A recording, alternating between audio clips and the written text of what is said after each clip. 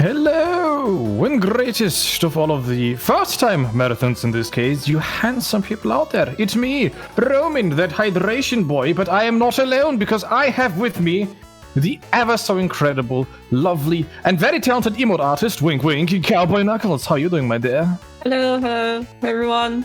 I'm super hyped to be in the first ever Pixel Perfect Marathon, the first run. So yeah, I'm very excited. But we are not alone because we also have the incredibly opulent and handsome RPG Hidden Wizard on commentary. Good morning, everybody. I hope we're all well. Awesome. So are we ready, my dears? Mm-hmm. Yeah. As ready as I'll ever be. Awesome. RPG, will you count us down, please? I certainly can do that for you. 3, 2, 1, commence. So, Sonic 1 Forever is a fan remaster of the mobile port of the Sonic 1 2013 only mobile version, which is pretty interesting right off the bat, but it's got a couple of key differences from sort of the more traditional Sonic 1 speedruns you might have seen. For one, it's in widescreen, although you can't really tell that at the minute because both of our runners are using the 4x3 option just to make life a little bit more difficult for us all. But it also has playable Tails and Knuckles, which is something that is usually only done via ROM hacks. This actually opens up a couple of relatively interesting things because there are some paths in some levels they can take a little bit easier than, vanilla Sonic can, or there are new routes entirely. A lot of the levels, though, with the spin dash added in, tend to be relatively on the short side. CPK is going for a really sweet strat here in Green Hill 2, where you just bounce off an enemy and glide over the whole stage and then just don't bother with it. Didn't quite make the end though. Nearly though, because Knuckles is superior. Rhomin doing something similar, where he picks up speed shoes and then just flies over the whole stage because Tails is a cheat. But both characters here beat the level substantially faster than Sonic is able to, which is always cool to see. So, we arrive in Green Hill 3. What we need to do now is we need to get to the end of the stage and stop Dr. Robert, who is running away with animals. Both of the routes that people are going to take here are going to be very similar. It's pretty much go get the speed shoes and just zip through the level as fast as possible. CBK is in the lead in the minute by a little margin, about 4 seconds or so, as she gets to Dr. Robert. Just missed the invincibility in the tree there, but that's okay. This makes this take a little bit longer. Making quick work of them with the glide. Rhomin's now going to cheat and stand in his hitbox by being invincible. One thing I've got to mention is I'm playing on a slightly older version of the game. That's because Knuckles' physics changed a bit on the new version, and this is one I'm most comfortable with, but Rhomin is on the latest version with all the cool updates and everything that S1F has. The game's had lots of updates since its initial version 1.0 release, and the most recent edition adds Amy as a playable character as well. Yeah. So, Mobile Zone is traditionally a bit of a tricky level, however, not if you can just fly over all of it and not bother engaging with it.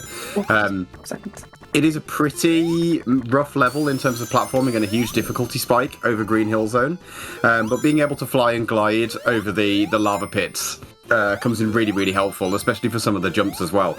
All of the uneven ground on the platforms in the outside sections actually trips people up perhaps more than you think, and it looks like we've got a race, ladies and gentlemen. The sink right now. Dropping down into the fire. The fire shield, obviously, in Marble Zone, pretty helpful, because one thing that I've not mentioned yet, like Sonic 3 and Knuckles, we have the elemental shields. These were obviously not present in vanilla Sonic 1.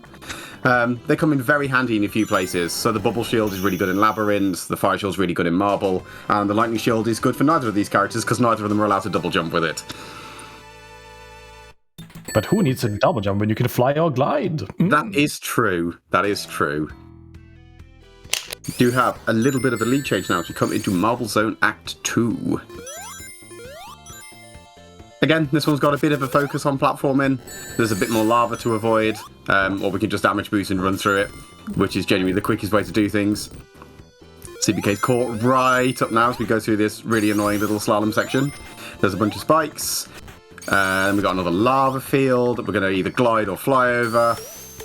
Look at this disgusting cheating from these characters here with their movement abilities. It's absolutely atrocious as a Sonic player. I'm crying and shaking right now and no one can see. Knuckles is just the best. To be fair, I would agree with that. Ah. Again, this section, absolute hell for Sonic, relatively straightforward for Knuckles and Tails. One thing I haven't mentioned actually is that Knuckles does have a slightly shorter jump height than Sonic and Tails, which can be slightly problematic in Marble in particular because of the weird slopes and angles on the terrain, but it's sort of, you know, it very much the negative is outweighed by the fact that you can climb to give yourself a bit of a helping hand. Yeah, I'd say the worst impact is the bosses. Like, some of them you can't reach, so you have to like wait a lot longer than other characters to reach the boss. As we'll find out in Spring Yard, I believe, and it also does actually make the Marble 3 boss a little bit difficult as well. Yeah. Although, I do 3 hits per side, but yeah. Speaking of things not being difficult, did you know that Marble 3 has a new route added to it in the mobile ports that Team Forever kept? That is Tails and Knuckles exclusive, although Sonic can do it if you're playing with Sonic and Tails. And what it does is, you know the really awful bits of this level where you have to wait for blocks? Yeah, what if you just didn't do those? It's great. Knuckles also can do a little cheeky glitch here. So if Knuckles is able to climb all the way up, he can spin dash across the top of the level and then drop back through. And that puts Knuckles right to the very end of the level. There are a couple of places where Knuckles can do this. There's another one in Labyrinth, and there's a really, really sweet one in Scrap Brain as well. Yeah. I'll try to get 3 hits per side here. Yeah, Knuckles with his lower jump height obviously can't hit the boss once he's like at the apex of each swing, whereas Tails can just fly into it because he's a cheat. You mean superior? We do love the orange best boy. Well, you love the orange best boy. That's not quite the words I would use to describe him. Oh, Tails has his benefits. He does have his benefits, and he does have his fans, even though they're wrong. But moving out of Marble Zone and into Spring Yard Zone now, this is another level that is a pain to navigate and do it quickly.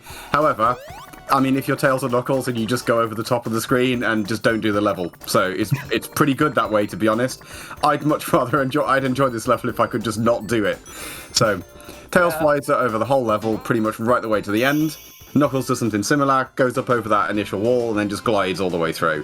Sonic obviously can go over that first ceiling, but then he's got to actually platform and, you know, think about where he's going rather than just skip the whole thing. Yeah. So Tails and Knuckles definitely have an easier time here.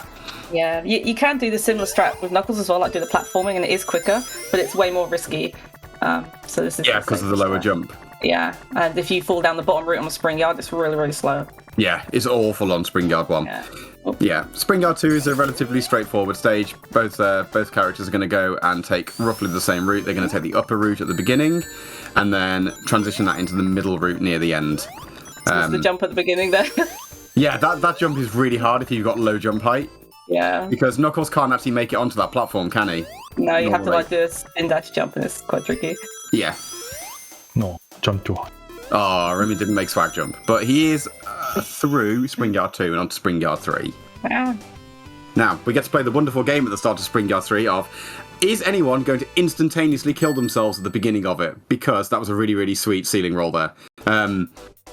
You can roll through a ring monitor, and there is a brief delay before it actually breaks and activates. And right after the ring monitor are spike balls, and you can actually go so fast that you hit the monitor and then crash into the spike ball and die before the game even registers that you've got rings. Luckily, Rhomin avoided being murdered. Ooh, nice squeeze to skip a block cycle there and speed things up a little bit. Yeah, Tails got a smaller hitbox, so he can get an earlier cycle on this level. It's quite nice. Well, Knuckles can't though. He'll get squashed if I try that. Ah, yeah, I see. Oops. So, Rhomin going to go in the little secret hole in the wall for the delicious invincibility and speed shoes. If you can keep that all the way to the boss, that will make the boss comically easy. And it should make getting to the boss a little bit quicker as well. There's only one real danger, obstacle-wise now, at the end of Spring Yard 3, and that's the, the pit that's bottomless that you die if you fall in it. Except we can fly over it, so we don't care. And just like before on the Green Hill boss, Rhomin can get a couple of extra hits on the boss by being invincible, and then just fly into him from below using Tails, razor-bladed buttocks to kill him as fast as possible.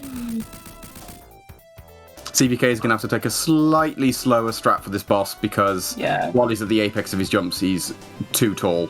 He's too high up to be reached. But It's like one with of my Tails, least favourite bosses. yeah, like with Tails, can just skip straight over the pit at the end. And Rhomin is into, and I will hear no arguments on this, the best zone in Sonic 1. And with this, we are switching commentators. Oh, very risky. I just lost my rings there. Ooh. No rings for this. Take it very carefully. No. Do you genuinely believe Labyrinth is the best zone? Yeah, I do. I really like Labyrinth. It's my favourite zone. It was a nice bop. Like the music. I like the music. Yeah, the music's good. I don't like And the drowning music's really relaxing. So there's actually a secret, I'm doing air quotes, top route on this level that's actually in the base game that even Sonic can get to, but you have to like drop down into the water, press a switch, and then ride platforms back up, and it spawns an invisible platform to take you over. Obviously we can fly, so we don't need to bother with any of that. Knuckles can glide, he don't need to bother with any of that. And funny enough, Sonic doesn't need to bother with any of that either, because he can use a bubble shield to bounce all the way across. It's really, really cool how this level is different in the Forever speedrun to the vanilla game. Okay, I had a really terrible spring yard boss there. I took 4 cycles instead of 2, so... He's the slowest boss in the game for Knuckles, isn't he? yeah, it's my least favourite, yeah. Yeah. I really don't like that one. So there is a secret obstacle that Rhomin needs to be a little bit careful of as you come through Labyrinth 2. The spike balls being thrown from that guy above, they don't despawn. So there is a non-zero chance that if Rhomin is, and I quote, too quick, he may just get flung straight into one. And luckily we avoided that. Another ceiling skip here. Yeah, I love this Hopefully catch up a little bit. Yeah, it just skips a little bit of irritating platforming right at the very end.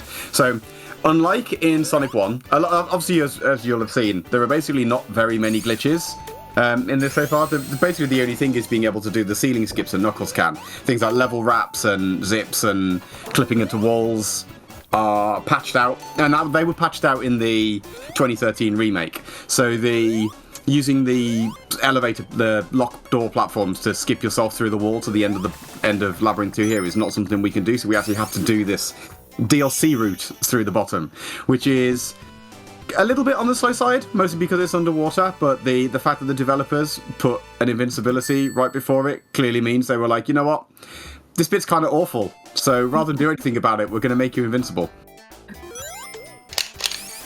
Right, I grab some safety rings. Yeah, so safety rings is good here because the fast route through Labyrinth 3 doesn't pick up any rings or any shields, and that's something just to be aware of. Rhomin could take in the scenic route and having an extra route round the slides just for the flex. Yeah, water slides are fun.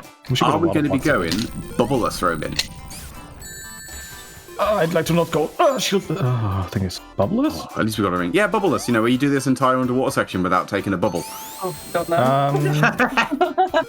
PB yes, marathon definitely not. It is a genuinely really difficult strat in that this whole underwater section you can technically do without stopping for a bubble. It's doable by all 3 characters, but it's just very difficult. Especially when, you know, marathon strats and there's a bubble that spawns right there. If memory serves, the logic for how the bubbles spawn in Forever and the 2013 remake is different to the original game. Where in the original, I don't want to say it's random because I'm not 100% certain, but it feels it. And at least in Forever, they start to spawn a couple of seconds after you stand at them. So CBK is going to be doing bubbleless though. Well, I've got a bubble shield. It doesn't matter. Technicalities. You are technically going to be doing the whole section without stopping for air. Very true. It's a very brave and difficult strat. You love to see it done at marathons. So, Rhomin has made it to the boss. This is a boss where we actually do not need to defeat Robert. We just need to ascend the platforms as high as possible. If you can get ahead of him, like Rhomin has here, it's actually super easy just to keep going up, because what makes it difficult to sort of beat him up the pipe is, obviously when you hit him, it registers a hit and you bounce off. So if he's ahead of you and you keep hitting him, he pushes you back down, and that can push you into obstacles or back down holes. You can get ahead of him, then you can just fly up, and it's relatively straightforward from there. CBK almost made it to the Robert chase. Sorry, Rhomin, go ahead. That's all good. I would like to say that the damage boost strap was intentional, but I just completely fluked it on the go. I'll be honest. Random luck. I did think that it wasn't intentional, but it did help, so I didn't say anything. Take the credit for it, though. Yeah, totally intentional. Exactly, yeah, calculated. I did this accident intentionally. A strat, damage boost strat, isn't it? Yeah. Using the climb to just edge yourself up ever so slightly, that's a really, really cool strat because it puts you in range to just ignore all the spikes. Yeah, but with Really Knuckles, cool. for this climb, I have a very specific movement that I do to get up without getting hit using the climb, just to be safe. Yeah. Now we're moving to Starlight. For how late it is in the run, it is. I don't want to say it's super difficult, but it's more complex than it looks for a level that just seems to be roll around at the speed of sound and just go through loops. Each level has quite a lot of obstacles in it that have to be respected. And the routes are very, very specific. So the route that Rhomin's taking in Act 2 at the moment, for example, he's just jumping and flying over the ceilings because why bother doing the rest of the level? But if you deviate from that path, apart from that final fall at the end, which you can get away with, it increases the length of the level by like double. And it's the same for the route that CBK has just taken in Act 1. The level is really long if you don't go the quick path. Rhomin's going to do a quick flight here at the beginning of Starlight 3 to just not bother doing the beginning of it because why change the habit of a lifetime? And now he's going to go around this. He's going to roll, and because he's rolling and does a jump, he can go over the top of this loop, which skips the other half of the level. And from there, we're just going to roll over this ceiling and then straight down into the boss. Tail throw off. Bonk. Okay, that's it. I really like the way that you land on him just doing that. Oh, the Starlight 3 boss is really terrible for Knuckles as well. Yeah. It's a hard boss even for like regular Sonic and his jump height because technically he does go low enough for like one frame as part of his cycle that you can hit him. It's just very unlikely. So CBK's got up to the top route of Starlight 3 and he's going to be taking basically the same path that Rhomin just took as Tails. Roll up this, go over the ceiling, use this to glide across. Go up here, and then do a nice little spin dash. And this will throw us basically straight to the boss.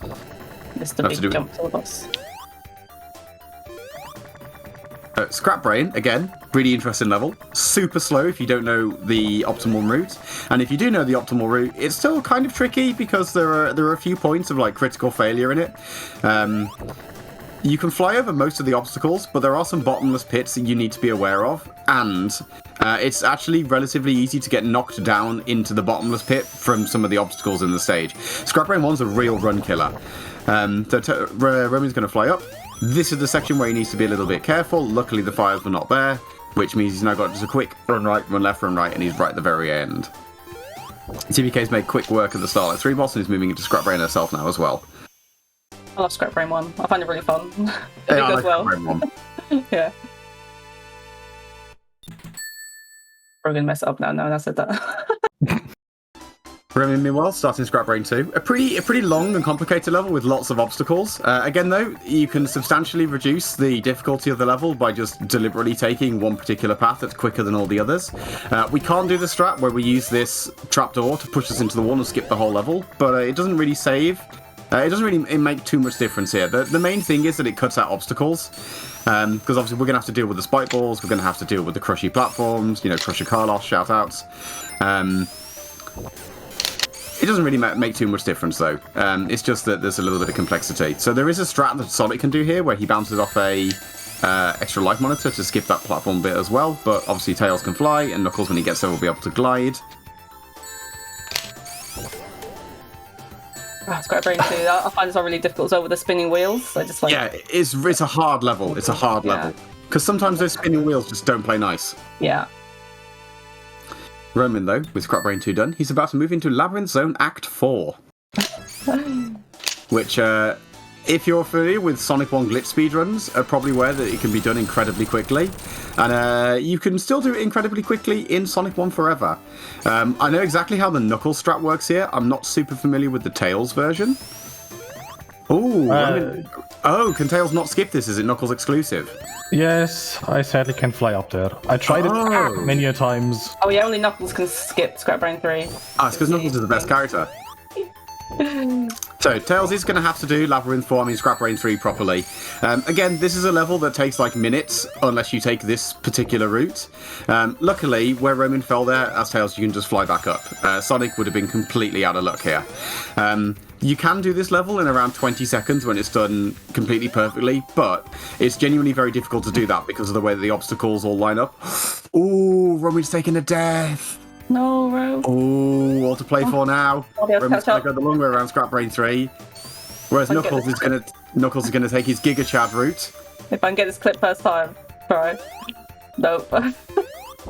So this one is a bit trickier to do. Oh, CBK's got it. Spin dashes across into the ending level trigger into Final Zone. So this is now truly random. Final Zone in Sonic 1, you can actually manipulate it in that if you do the same inputs on the way to the boss room each time, he'll always spawn in the same piston. And then the pistons, the pattern is actually based on how many frames you're in contact with him for. So you can actually manipulate it to be, the same pattern every time. In Sonic 1 Forever, no such luck. It is true random, so you just have to react quickly and hope not to get squashed. It is looking very close right now. Very, very close. I completely forgot to count hits. I think CBK is 1 hit ahead currently. I have no idea. Oh, damn. I missed one. Ooh. I missed 2 cycles so far. Oh, this could let Rhomin back into it. This could get Rhomin back in. Again, this is one of those bosses that is genuinely quite tricky because once you don't know and you've got to react, there are certain patterns that if you don't position for them perfectly, you can't get a hit. And obviously Knuckles has his lower jump height disadvantage here as well, which doesn't help. Oh, it's all to play for, and I really should have kept count. I've lost it. Oh, I don't know. Oh! I think CBK is going to pip it just barely. Yeah, CBK won. Yes! GG. Only because Ro took a death, that's the only reason. That saved me. Yeah. Oh, there was time, yes, sorry, on the fade out. Yeah, sorry, that's time, yeah. GG's, Ro. GG's. That was fun, that was really fun. It was a good race, Yeah. When you took that death at the end there, I was like, oh my god, I might be able to catch up. Awesome. How are you doing, RPG? Do you enjoy this? I'm doing well, yeah. It was a very, very fun race to commentate. Yeah, thank you. Thank you, RPG. Should we do any shout-outs or final words, or...? Yeah? Okay. Ro, do you want to go ahead? Hello, it's me, Rhomin. Thank you everyone for tuning in. Thank you for participating in this incredible marathon. Thank you to the tech team for supporting us and making this possible for everyone involved. And massive shoutouts and love to the Hydro Clan and to the Club 601. You're all amazing and lovely people. And yeah, be sure to follow cowboyknuckles and RPG Hidden Wizard. Both very, very lovely people, and I'm very, very lucky to call them both my friends. Yeah, it's the same here. Thank you, RPG and Ro for taking part in this with me. Thanks Pixel Perfect for having us on, especially as the first opening run. It's really an honour to do that. So I look forward to watching the rest of the runs. Yeah, shout out to all my friends and who supports me. So thank you. Shout outs to Lakis. Yeah, we love you, Lakis. Lakis! We love you all. Okay, with that, from PP, we'd like to thank cowboyknuckles, Rhomin, and RPG for opening up this marathon. And yeah, thank you so much for submitting your runs. And it was a very nice, cool, close race. And with that, we'll also be setting up for our next run coming up, Frogun by the Health Fridge. So stay tuned, and that'll be coming right up. And stay hydrated. We love you all.